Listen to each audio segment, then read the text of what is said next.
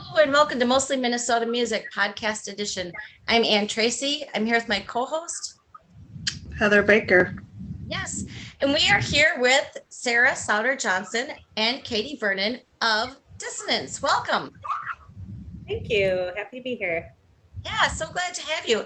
And folks might not be able to hear this in the interview, but we have tornado and thunderstorm alarms going off all the time. So we might just be a little quicker paced because we want to make sure to learn all about dissonance and the upcoming dissonance session. So I will just start, and maybe I'll start with Sarah, with you, because you are one of the co-founders of Dissonance. Yeah, I am. I started doing events with Dissonance in 2012. All right. So folks, and we talk to a lot of musicians, a lot of folks, we hear amazing things. And I've been to a couple events, but for folks who are unaware of Dissonance, can you tell us a little bit about it? Absolutely. I think we lost Katie, didn't we? It's a little disconcerting when we lose somebody. I think she'll be back. Yeah, I'd be happy to tell you a bit about Dissonance. We are a nonprofit organization that's very much focused on building healthy community in and through the arts. So we like to work with artists of all types. Because our founding was around music and a music college, that tends to be a lot of our guests happen to be musicians, but we're really for anyone at all, whether or not you're a creative professional. But again, it's about building a healthy community, making it okay to talk about mental health and recovery. And we happen to have those conversations through music and other art forms. So we do our own events, and then we have things like our blog and lots of social media presence. And we also provide a Get Help directory for folks who are looking for therapy or other types of support. And what we've done is vet other professionals who really like working with artists or people in creative fields because they may need some special understanding and support. And that kind of lends us to talking, because we quite recently, maybe a month ago, 6 weeks ago, Heather and I saw you sing with Surgeon Swell, and you have such a beautiful voice. But tell us a little bit about, you have a unique background that makes you perfect for this organization. Yeah, Dissonance really is the overlap of my three passions, which is mental health and wellness, the arts, and relationships. So I am a mental health therapist myself, but formerly a music teacher. And recently part of the Surge in the Swell band, along with Aaron Cabbage and other local performers. And it's just a blast to be exploring a new side of myself with that type of music. But I'm a trained choral musician, classically trained. So that's always been a part of my life, as has working with artists as either a teacher or an adjunct professor in teaching human development psychology classes to undergraduate students. Always have just really loved connecting with people through mental health and music both. Yeah. I was going to say, you've been probably busy the last 2 years too. Just everybody is. Yeah, it's really extra. It is. It's unfortunate. We're very much humans too, all the therapists who are trying to provide extra support. But this is a game changer for us collectively. And we have to really recognize all the trauma that we're all moving through and trying to make sense of. And rushing through that is actually causing a lot more problems for people's mental health. So that's why this month, or this year in particular, paying close attention to Mental Health Awareness Month. It's no surprise that we're receiving more calls at the clinic where I work, which is Centir Psychotherapy in St. Paul. But also just for Dissonance, we're getting more people reaching out saying, hey, I need some support, or I'm looking for community. Do you have something going on? And people reading our blog and things like that. So definitely no shortage of interest and need right now. In the laundry room with everybody. Hi, Katie. Welcome back, Katie. I heard your power went out. it just like flashed out on and off and kicked me out. I'm back. Good. Well, we're just talking about, Sarah's just telling us about dissonance and kind of about her background, and maybe and we've spoken with you before, but t tell us a little bit about yourself and what brought you to dissonance, and you're a board member. Yeah. Yes. Before I was ever a board member, I participated in an Unhappy Holidays event. And it was just so refreshing to connect with people that, wanted to do sober events, which was something I desperately needed at that point in my life. I didn't really know they even existed. So much of playing music is bound together with playing in venues that serve alcohol. Sometimes you even get paid in alcohol, drink tickets. So that drew me to it. And just the really honest conversations that people were going to have, which is such a full circle moment now to sessions, because that's what drew me in before I even got sober and before I really understood more about my mental health. I watched, some of the early events that they did with artists that were playing music and being really entertaining and, drawing people in, but also telling the stories behind, what some of that music meant, and having very, honest discussions and putting on these events that, I personally just hadn't seen anything like it before. And it was just happened to be some artists that, from the outside looking in, you always think they have it all together and they're successful. And, it kind of just pulls the curtain up a bit and just, everyone goes through the same stuff. So it's good to talk about it.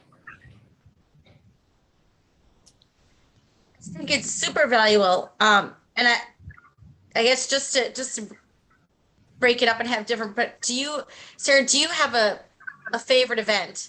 And you can either take that there was this one and it was so amazing, or this is my favorite regular event that we do. You're on mute. Thanks, sorry.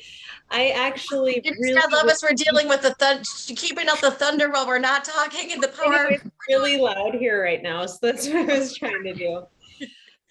So one of my favorite memories, I cannot choose a favorite, but something I really, really love is my memory of when I met Katie at an Unhappy Holidays event, which is something that we do annually. And Katie, was it 2017? Yeah, probably. Yeah. So Unhappy Holidays is our attempt to name the fact that the holiday season, winter holidays, are not always cheerful and joyful and full of good vibes, And so Unhappy Holidays just reveals that and it's an honest concert conversation, a panel of artists who want to kind of talk about, here's what my story is. And Katie was one of our guests that year, along with Nora McInerney and Davina Sowers of Davina and the Vagabonds.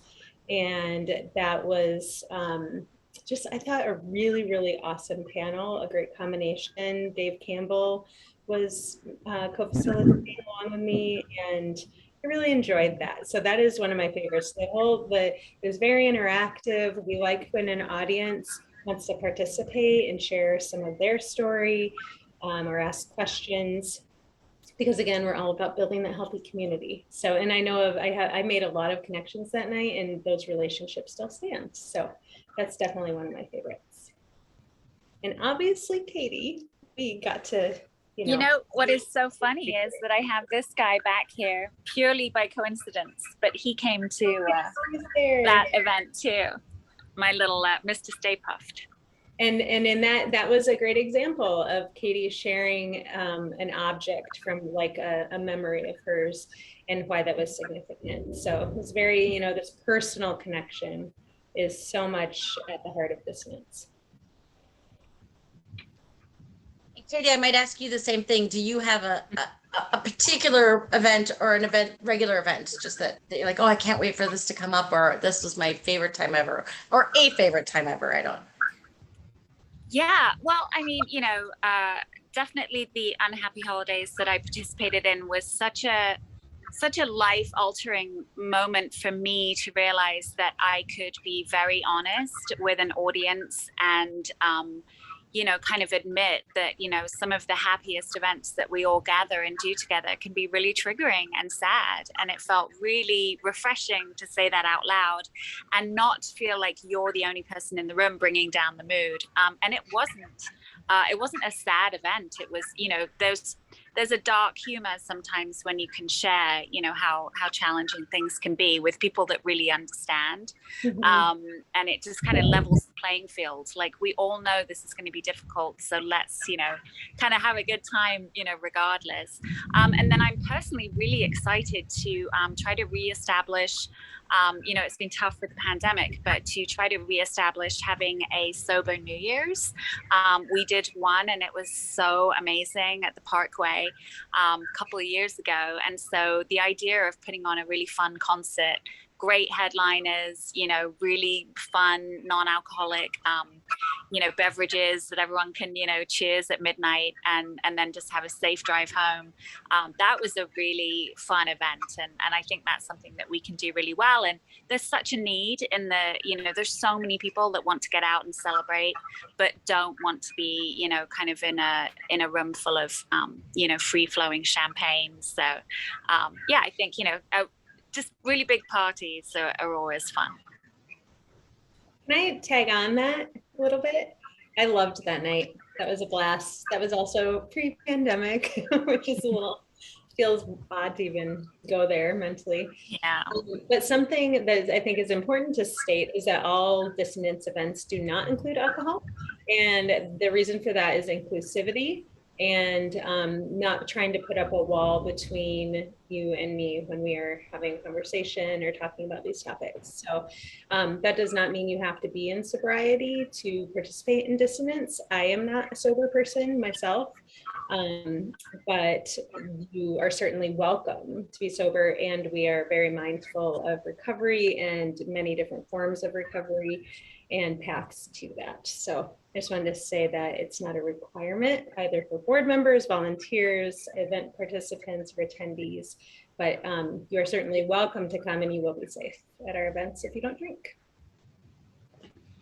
How did the sessions spawn apart? I know Jason had a part of it, and I saw a clip there where you were talking to Charlie Parr and Katie Vernon is on there, and then Chastity Brown. How did this come to be born? And I'm excited for the deep dives. I always love to hear more about the songs and the artist.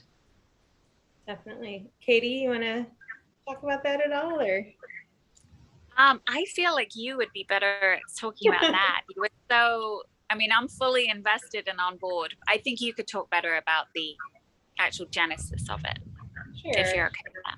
I am, yeah. So Jason Chafee is he had the idea initially to take what we've done in the past with Dissonance, with these panels and things, and to just do a more intimate look at with one artist at a time and doing it in an interview format, and then to film it. So we could end up with an episode of some sort. And so that is what we have done. And we kind of took the idea to the board. The board said, yes, we love that. Let's do that. And then from there, we have really crafted something, but it's very much an organic process that we are building as we go. And the conversations we've had to this point have just been, it's such an honor that people want to talk with us and that they trust us, because you do need to have an established level of trust in order to go there with some of these topics. But what we're finding more and more throughout the course of Dissonance, and especially with sessions, is that people want to talk about this stuff, and it's becoming, we're helping to break the stigma about that. But the real beginning of it was just, hey, I'm interested in why do these people write these songs? And maybe we should ask them that question and get deeper into it. I wish Jason were participating tonight. He's out of the country right now. But yeah, I think that he's a videographer himself. And so it was almost like to have the chance to do something intimate like this was really appealing to him. And then to do that, with Dissonance, in our existing relationships and building more of them that was the next step. So Katie and I sat down together for a little bit, I would call it like a mini session, to do some promotion for this back in the fall when we were fundraising, and which we were very generously supported, by the way. Just really, that is also extremely humbling, that people want to hear these stories and that they'll throw some support behind it, either financially or by sharing, or reaching out and saying, hey, I want to tell my story too. So that's, I always just feel like that's, I do not ever take that for granted. But we're hoping to do we will do a full session with Katie coming up here. So Katie, do you want to talk a little bit about what you're like, what would be like, how would you choose a song for sessions, for example?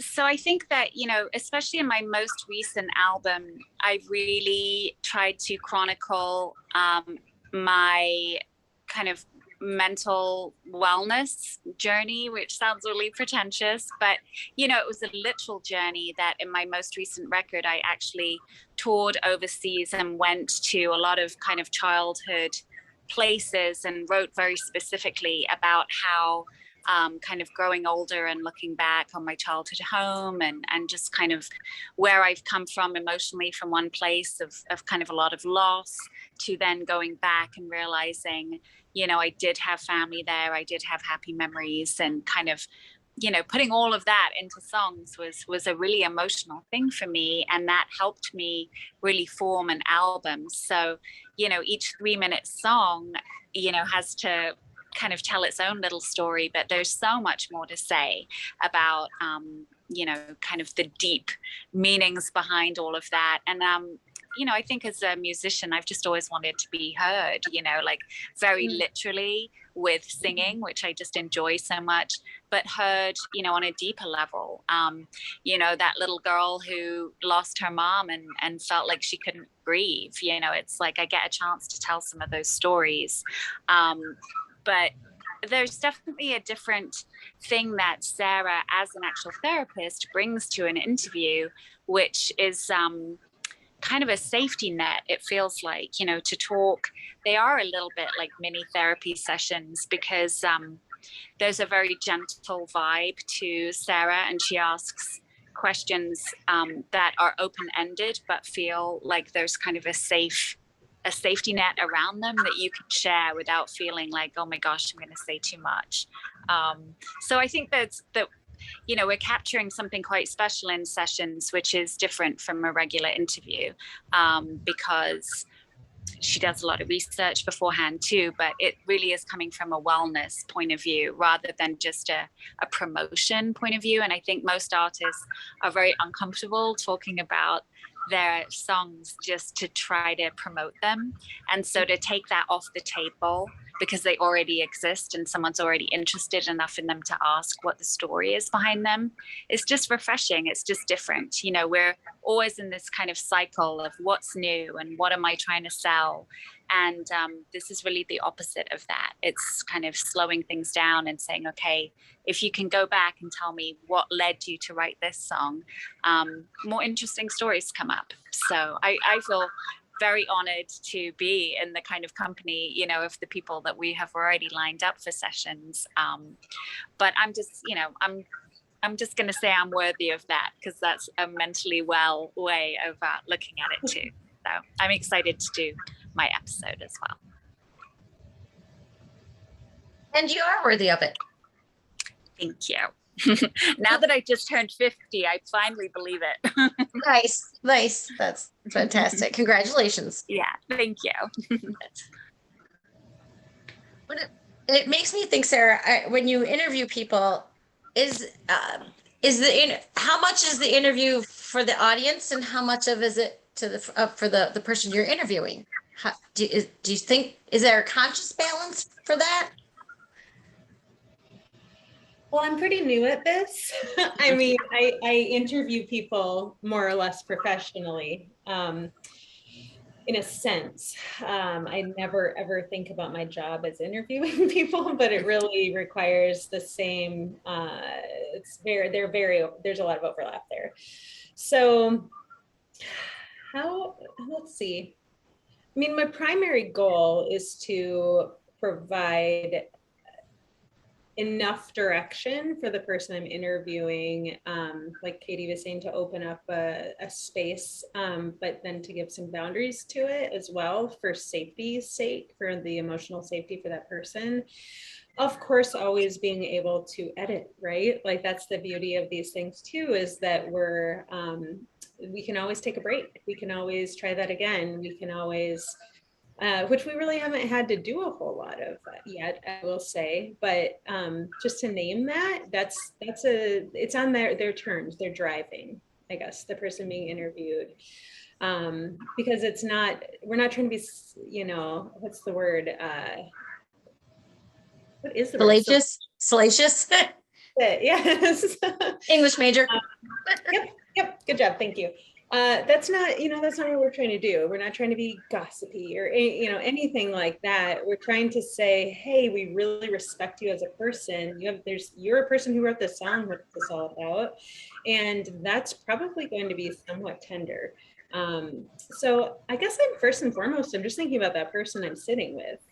I'm aware there are cameras. I'm aware that this is going to become a product of some sort, but the conversations we're having so far have just been really natural. And I mean, as we do more of this and I get better at understanding what goes into the editing process, it's important to have more of a flow. And so that is improving, but yeah, I don't know. I guess the content is important, but how could the content not be great with the people we're talking to in this subject? I mean, we're going to get information no matter what. So I just want to make sure they feel okay. Right. I could do that. And I was even thinking of it more as this being a springboard to building more community with people.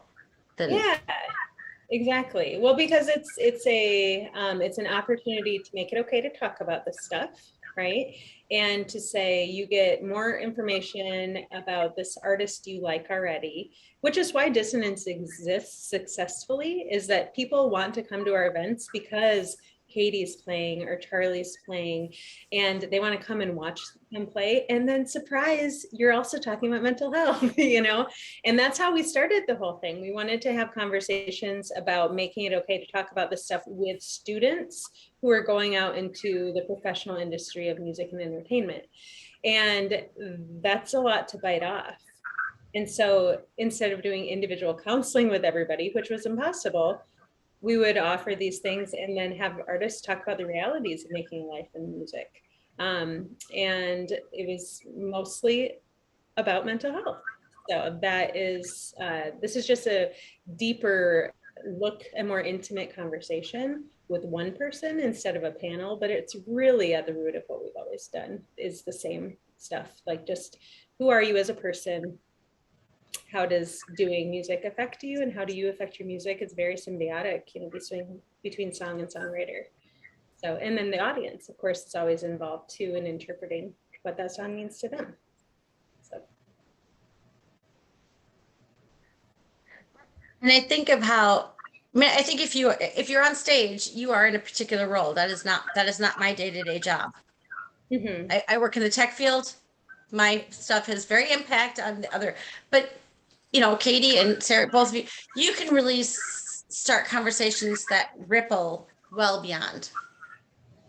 Every audience member is a pebble to going home, and as you say, building up that confidence and just the courage, both to talk about mental health and wellness. I think is essential. I mean, and then. But I don't want to say good modeling because I wouldn't want to put that responsibility on somebody of having to model good, but just modeling, talking about it, I think the community wide of the world a great service.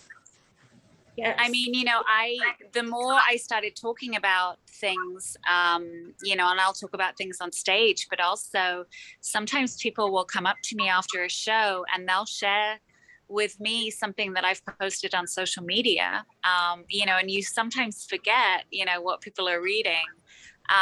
And I have had very in-depth conversations with people who have lost loved ones or have, maybe they're struggling with their mental health or recovery. And, you really are putting yourself out there. And sometimes I kind of avoid the audience a little bit before I play, just so I don't get sucked into a big long conversation. But after I get off stage, I'm honored to have those moments with people and talk, because the more that you're doing it, you sometimes have no idea the ripples that go out from things. Sometimes even the smallest little statements I've made have connected with someone and made someone feel that they're not alone. And that's absolutely the whole reason, that we talk about mental health, because it seems like everyone's talking about it, and sometimes you feel like, oh my gosh, is this just, is everyone, kind of oversharing? But there's still such a huge amount of stigma, I think, especially with women talking about their mental health. I think there are not as many people out there. And it's just still a huge hurdle for many people. And just because I'm on stage and I have a mic and I talk about it, it's not like that for everybody. A lot of people still feel that they would be very judged, or that they would, break some bridges. And so I'm honored to be out there doing my little part. And I think that, it's great to have something like sessions that people can watch kind of quietly on their own time, or, maybe they're just going to kind of do a little chunk of it at a time, and just realize that even people that you think are really successful, and they have a story to tell that you can take something from. Yeah, I love that, Katie. It is.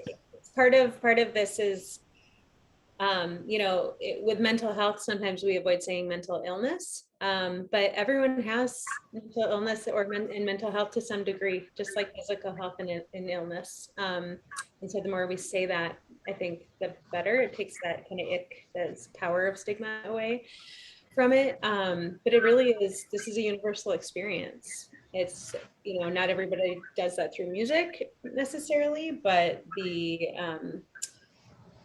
being a person with mental health to some degree is everyone. So it's relevant to everyone. And I think doing this through music and the arts makes it a little bit of a more accessible conversation at times. But we also really like to not just pathologize, but to highlight people's well-being and paths to that, and the hope of recovery in many forms. All of that. So that's also part of it, is like, what are your triumphs and what are your hopes for yourself? Where are you going?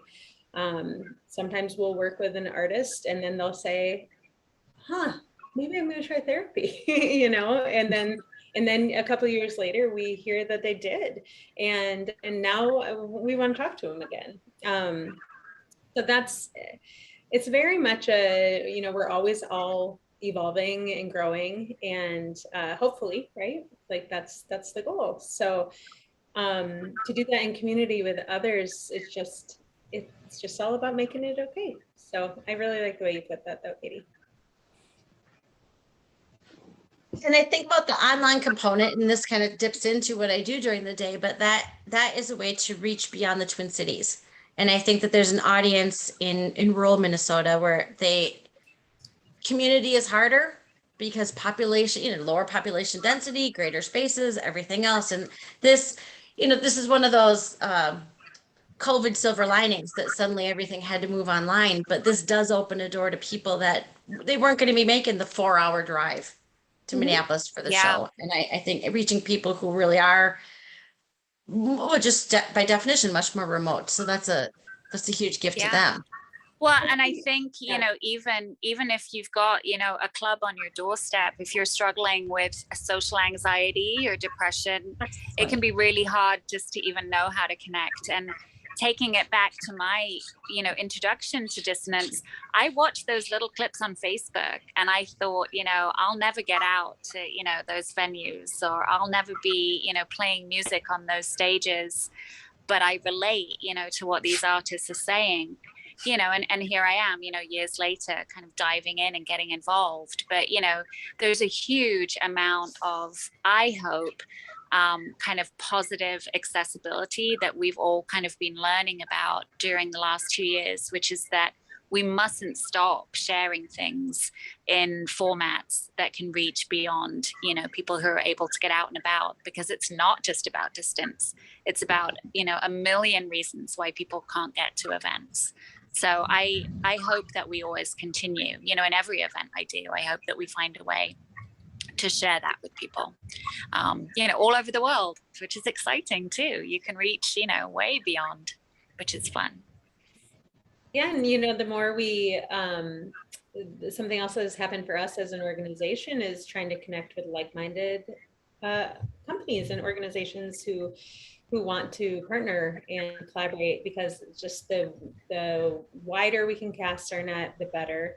And there's actually quite a lot of work in the mental health and music and/or arts field that's happening. It's very exciting. So we talk about that a lot with other leaders of those organizations too. How can we promote one another and share with our network so there's more accessibility? You can be in Seattle and we can be participating, or anywhere, right? And I think the rural piece is really, really big. Here in Minnesota, we have Springboard for the Arts, which has a rural generator. And in Fergus Falls, Minnesota, they have an outpost at their office, and they do great work. Michelle Anderson up there is just awesome. I think that for as a therapist, it's been eye-opening too, because I've always done some telehealth with people who have gone off to college. But this is a whole new ballgame. Now I have clients from all over the state, and that really is a game changer. So. Yeah, I think the accessibility of what we've learned over the last 2 years is probably the most special, in my opinion, in terms of our work and what we're trying to do. Yeah. And I think the gift of, it's hard to find counselors and therapists in Fergus Falls, maybe, but you get into Bram, you get into some of these smaller towns, it's absolutely difficult. And then it gets where it's difficult to find someone who doesn't know your mom. Yeah. Who's not your auntie, who's not your, and you don't always want, you should have a place where you have privacy and I know by profession you do, but when it's, it's different. Well, I am a perfect example of that. I grew up in a very small area in Northwest Iowa, and my mom was the therapist.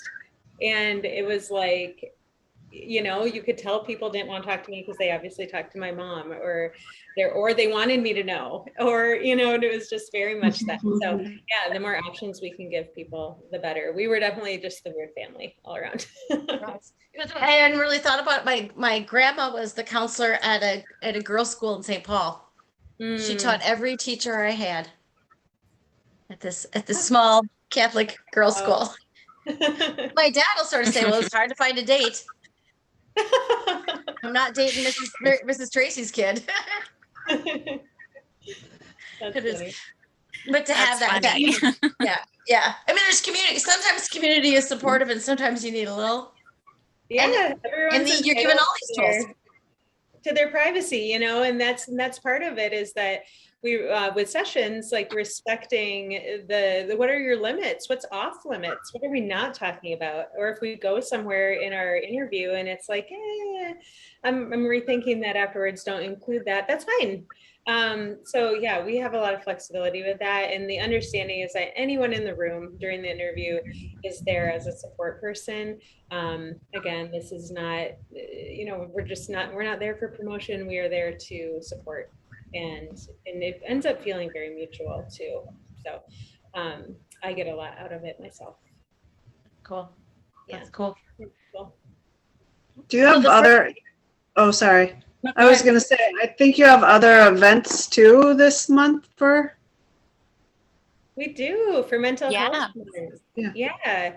One special event coming up is on Sunday, May 22nd. We're hosting Chris Koza for a concert conversation house show at my home in St. Paul.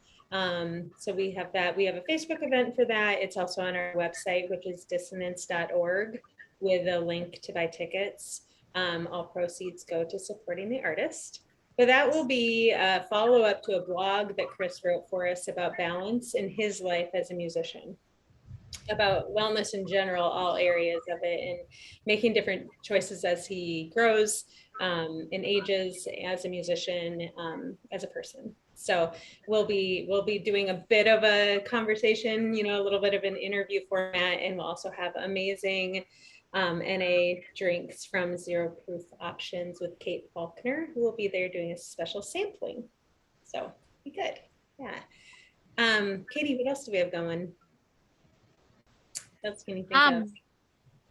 I don't know what else we have. Storywell? Storywell will be in June. Yes. So the first Monday of every month we gather, and we've done a lot of that remotely, but basically it's just a gathering of friends, just come along, and we're going to try, I think, to do it outside the beginning of June. So we're just, keeping an eye on the weather, but sometimes we'll have a topic and we'll talk about some art that people are working on, or we'll take a particular kind of topic of mental, well-being and talk about it. Over the pandemic, we've done lots of virtual gathering and just kind of talking about tips to kind of get you through, some of what we've been through. So it's very organic, and it's a little bit like AA without any of the AA stuff. It's just a gathering of people that want to have conversation and be together. And it sounds, I guess, like I'm saying a Quaker meeting. It's not like that. I don't know how to describe it. Welcome, though. I mean, you can come once, you can come every month. Very friendly, approachable. We'd love to see anyone there. So that is, I think, Katie, I've heard people describe Storywell as that it feels like a support group. But it's not a support group. So it's very casual and warm, I hope. We also are going to do a couple giveaways. So if people want to follow us on social media, we'll be putting things on our Instagram, Facebook, Twitter accounts. And hey, I have some new content on our blog coming out as well related to the topic of mental health awareness. Yes, that's great. Yeah. And then the Dissonance sessions that are starting on May 23rd. Yes, big release. So our first episode does release the 23rd. It would be a real shame if I forgot to mention that, wouldn't it? You're like, Charlie Parr is our first official guest for Dissonance Sessions, and Charlie is currently touring in the UK. We've been in touch with him, and he is moving all around doing a lot of intensive touring. So that was part of his interview, was life on the road and what that's like for him. But the sessions episode ended up not really including that very much. We might have to use some of that for a podcast version of sessions down the road. But Charlie's episode is very much about his identity with losing his father and as a father himself, and his experience and what depression has been like in both of those, and how he came to songwriting and how that helps as a very mindful practice for him. Nice. So, Nice. yeah. I look forward to seeing that. And you are invited to share any other upcoming artists on the Dissonance series sessions, or let it be a surprise. What do you think, Katie? I think we should tease at least the next one. Go for it. So the second episode will be Chastity Brown.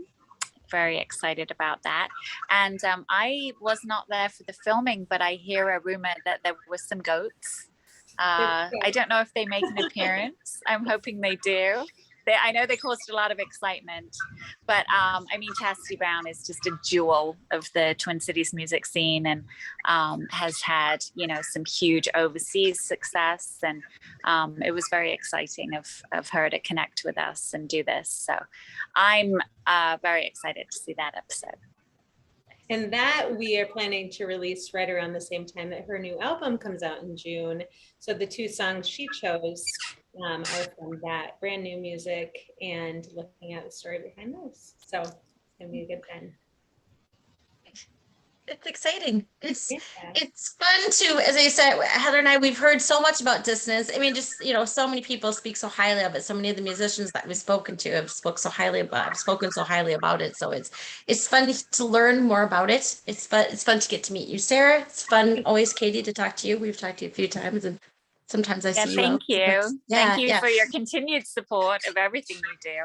Yeah, well, and thank you so much for joining us. And yeah, we'll look forward to all of the things, but especially, as you said, Charlie Parr on the 23rd and Chris Koza on the 22nd. Yep, the house show with Chris. Great. Thank you so much for your time. Thank you. Yes, thank you. And we all survived the storm. It is calm now. I said there were funny points for both of one of us to go. This might be my favorite. Flickering too. Yeah.